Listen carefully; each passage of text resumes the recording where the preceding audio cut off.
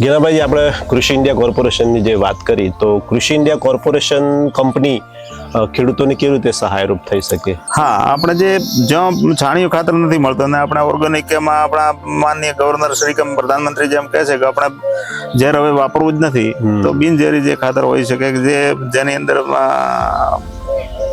ઝેરની ટકાવારી બિલકુલ ઓછી હોય, જ્યાંથી અમે દાખલા તરીકે આની સાથે સાથે ઘઉં આધારિત પણ કરીએ છીએ, તો એમાં પણ આનો રિઝલ્ટ બહુ સરસ છે.